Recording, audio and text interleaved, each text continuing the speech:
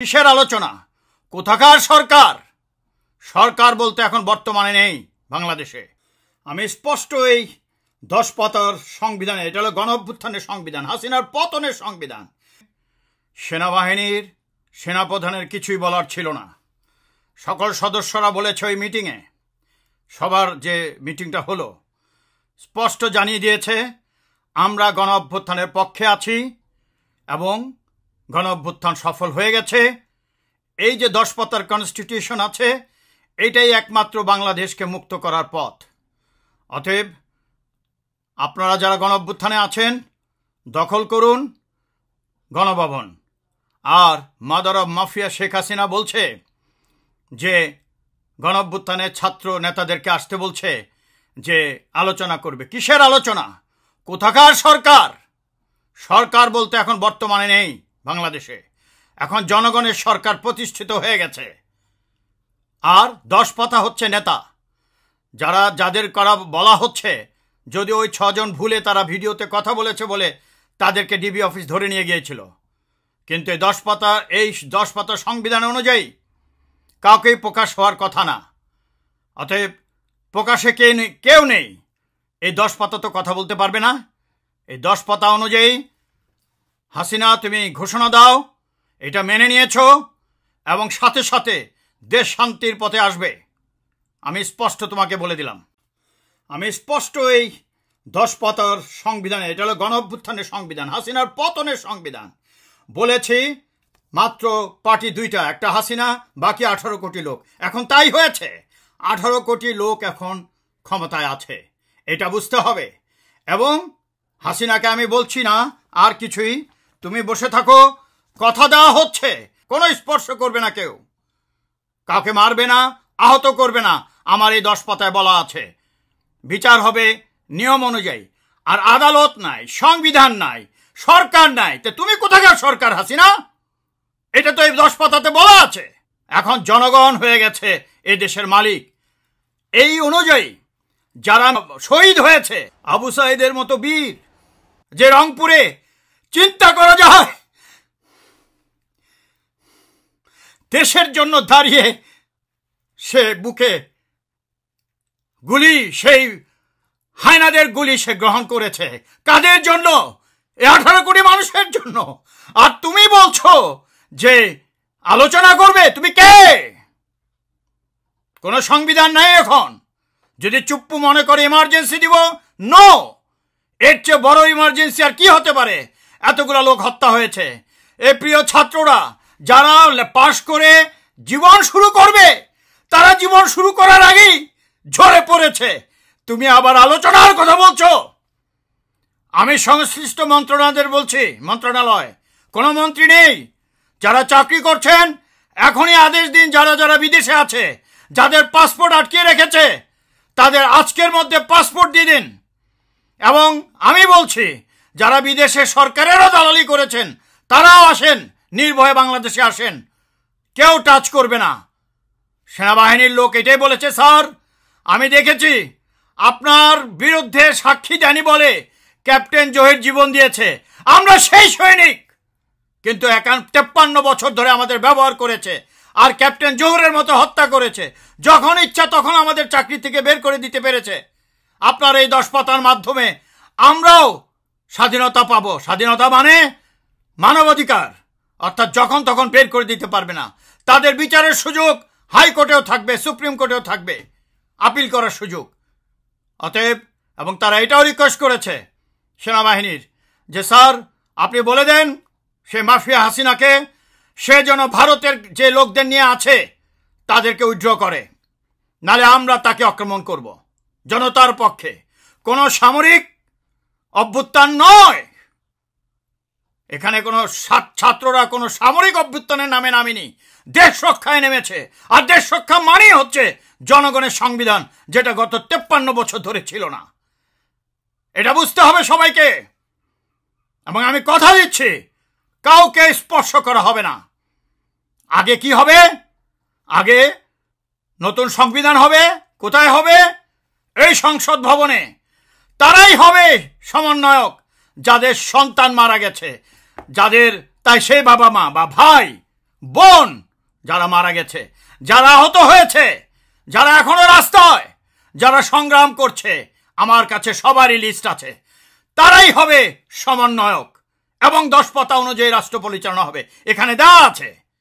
এটার একটা অক্ষর যদি লেখা আছে, আমিও যদি না মানি, অমান্য করি, আমার বিরুদ্ধেও বিচার হবে বা আমার বিরুদ্ধে পাল্টা আক্রমণ হবে। এইটাই বলা আছে, এটাই সম্পূর্ণ স্বাধীনতার কথা বলা আছে। তাই আজকের মধ্যে যারা বাইরে আছেন দেশে ফিরে আসুন, যারা আসতে পারছেন না, যেমন আমার পাসপোর্ট আটকে রেখেছে, পাসপোর্ট ক্লিয়ার করে দেওয়া হোক। আমি স্বরাষ্ট্র মন্ত্রণালয়কে যে সেক্রেটারি সচিবরা আছে আদেশ দিলাম, যদি আমার না মানা হয় তাহলে তোমাদেরকেও ছাড়া হবে না। আর একটা কথা, আমি 2020 সালের 26 অক্টোবর বলেছিলাম, ভয়ের মাধ্যমে রাষ্ট্র চলতে পারে না। প্রথম কাজ হবে সফলতার পর, গণঅভ্যুত্থান সফলতার পর, যে র্যাবকে ডিসব্যান্ড করে দেওয়া। আমি আজকে ঘোষণা দিচ্ছি, স্বরাষ্ট্র মন্ত্রণালয়ে যারা আছো, আদেশ করে দাও। ওয়াকার, তোমাকে বলছি, আমি তোমাকে ধন্যবাদ জানাচ্ছি, তুমি জনতার পক্ষে এসেছো। এজন্য অত্যন্ত সর্বশ্রেষ্ঠ পুরস্কার তোমার জন্য অপেক্ষা করছে। আর যারা কিছু ক্লাউন আছে বাইরে বসে বলছে, ওয়াকার স্যার আপনি ক্ষমতা গ্রহণ করুন, অনেকে বলছে সামরিক সরকার চাই, এসব ভুল করবে না। জনগণের সরকার, সামরিক সরকারের নামে আগে এই সামরিক বাহিনীকে ব্যবহার করেছে, আর এই জোহরের মতো হত্যা করেছে পরবর্তীতে ব্যবহার করে। এটা আর হতে দেওয়া হবে না। জনগণের সরকার, জনগণের সংবিধান হবে, তারপরে সবকিছু হবে। যারা এখন নির্বাচনের চিন্তা করছেন, এগুলো বন্ধ করেন। আর সেনাবাহিনীর লোক বলেছে, আপনি নিশ্চিত থাকেন স্যার, সামরিক অভ্যুত্থান হবে না। আর কনস্টিটিউশনে নাই, তাহলে ইমার্জেন্সি কিসের? দেশে ইমার্জেন্সি চলছে, যুদ্ধ হচ্ছে, মানুষ মারা যাচ্ছে। অথবা আমি বলে দিচ্ছি, আজকের থেকে, এই মুহূর্তের থেকে র্যাবকে ডিসব্যান্ড করা হলো। র্যাপিড অ্যাকশন ব্যাটালিয়ন বলতে আর কিছু থাকবে না। ভয়ের মাধ্যমে রাষ্ট্র চলতে পারে না। জনগণের ট্যাক্সের টাকা দিয়ে এই র্যাব তৈরি করবে আর জনগণকে হত্যা করবে, এটা আর চলতে দেওয়া যাবে না। বাংলাদেশ বিশ্বের মধ্যে অত্যন্ত শান্তিপূর্ণ একটি দেশ হবে। অত্যন্ত অফ ল যাকে বলে, আইনের শাসন এবং আইনের প্রয়োগ, এবং আইনের প্রয়োগ যেন জনগণ করতে পারে, সেই জন্য জনগণের সংবিধানের কথা বলা হয়েছে। তাই আবারও বলছি, কারোর সাথে আলোচনার সুযোগ নেই। 10 পাতার কনস্টিটিউশন যেটা দেওয়া আছে, এটা একটা কাগজ, এটাকেই মানতে হবে। এবং তারাই আমরা সব লিস্ট আছে, যারা আহত হয়েছে, নিহত হয়েছে, তাদের ভাই বোন বা মা বাবারাই হবে সমন্বয়ক। যারা মোচে তা দিচ্ছেন যে তত্ত্বাবধায়ক সরকার একটা হবে, নির্বাচন হবে, ভুলে যান, তাহলে এই জনগণ ঘরে ফিরবে না। তাই হাসিনাকে বলবো, আর রক্ত নয়, তোমার ভারতীয় বাহিনীকে সরিয়ে দাও। আমাদের সেনাবাহিনী জেগে উঠেছে এবং এই 10 পাতা অনুযায়ী কাজ করবে, ঘোষণা দাও, তাহলেই সব কিছু ঠিক হয়ে যাবে। যদি না দাও, তুমি তো নাই, ইউ আর গন। অতএব সে অনুযায়ী কাজ হবে, আমি যেটা বলছি। এবং সমন্বয়করা কেউ পরিচিত না এখন, ওই 6 জন ভুল করেছিল, তাদের ধরে নিয়ে গিয়েছিল।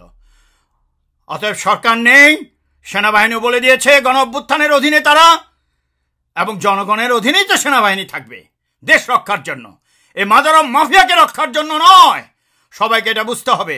বাংলাদেশ জয়ী হয়ে গেছে, বাংলাদেশ একটা নতুন স্বাধীন দেশ পেয়েছে ইতিমধ্যে, এখন মাত্র কয়েক মুহূর্তের বাকি। তাই আমি আজ শেষবারের মতো বলবো, এবং আমি বিশ্বাসই করতে পারছি না, আজকাল আমাদের সেনাবাহিনীর সদস্যরা, অফিসার থেকে শুরু করে সবাই, যে এমন দেশপ্রেমিক হয়েছে আরও বেশি, আগের মতো, সে মুক্তিযুদ্ধের মতো, সেই 15 আগস্টের মহাবিপ্লবের মতো। এখনও অনেকে চালাকি করে আগস্ট মাসকে শোকের মাস বলতে চাচ্ছে। সাবধান হয়ে যান, এটা মহাবিপ্লবের মাস। সেটা ছিল 1975 সনে, আজও এটা মহাবিপ্লবের মাস, জুলাই আগস্ট যেটা চলছে। অতএব আমি বলবো যে এরা এটা বলেছে যে স্যার আমাদের ব্যবহার করে যেই জেনারেলরা চুরি করেছে কোটি কোটি টাকা, তাদের আমরা দেখতে চাই না। এই 10 পাতা হবে নেতা, কোনো ব্যক্তি নেতা নেই। কাউন্সিল, পর্ষদের মাধ্যমে দেশ চলবে, নতুন সংবিধান হবে, তারপর ইলেকশন হবে। আমরা দেখতে চাই না কোনো তারেক সিদ্দিক, কোনো ইকবাল করিম ভুইয়া, কোনো বেলাল, তারপরে মবিন, এরা ছিল হাসিনা এবং ভারতের দালাল। এদেরকে আর দেখতে চাই না। তবে আপনি অবশ্যই কোনো প্রতিশোধ নেওয়ার চিন্তা করবেন না স্যার। আমি খুশি হলাম তাদের কথা শুনে। আমরা শান্তি চাই, দেশ মুক্ত চাই, আর প্রতিশোধের প্রয়োজন নাই। তবে যারা অন্যায় করেছে তাদের বিচার আইন অনুযায়ী পরে হবে। এখন দেশকে বাঁচান, স্কুল কলেজ খুলে দিন স্যার, এবং আপনি নতুন সংবিধান করুন, তারপরে ইলেকশন করুন। সারা বিশ্ব বাংলাদেশের এই নতুন ডেমোক্রেটিক সিস্টেমকে অনুসরণ করবে ইনশাআল্লাহ। তাই আমি বলছি এই 10 পাতায় কনসেন্ট্রেট করুন সবাই। ধন্যবাদ।